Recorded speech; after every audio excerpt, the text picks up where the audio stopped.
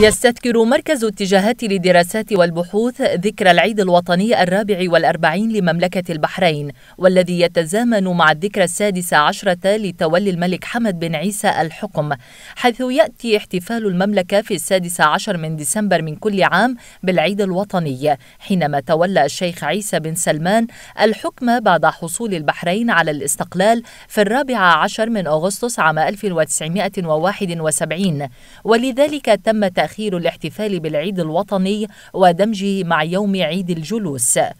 ويشير اتجاهات إلى دور الحكومة في التعامل مع الفتنة وتداعياتها من خلال تشكيل حكومة مصغرة للتعامل مع الأزمات الطارئة، إجراء الانتخابات النيابية ليتشكل مجلس النواب ويتفاعل مع مجلس النواب المعين من قبل الملك.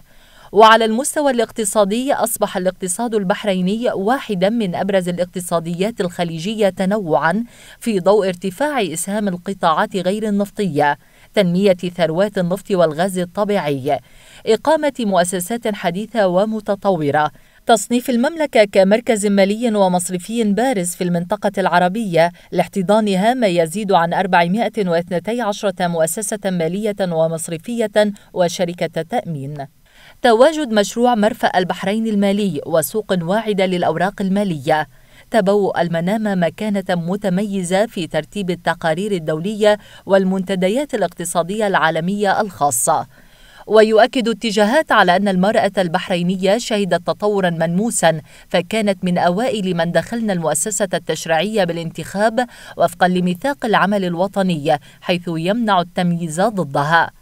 ومن جانب التعليم والاستثمار، ظهر التطور والحرص من خلال عدة عوامل كالتالي: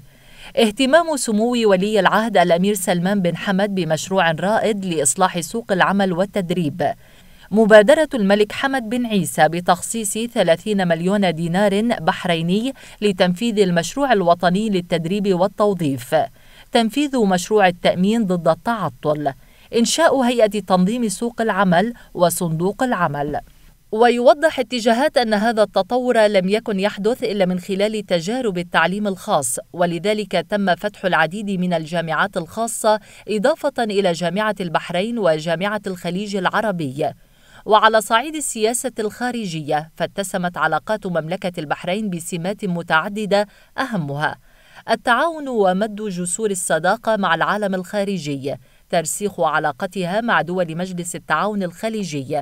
دعم وتفعيل جامعة الدول العربية للوصول إلى صيغة الاتحاد الخليجي. فمملكة البحرين مسيرة حياة دولة ومجتمع، لا يعلوها أو يسبقها اعتبارات أخرى سوى مصلحة الوطن.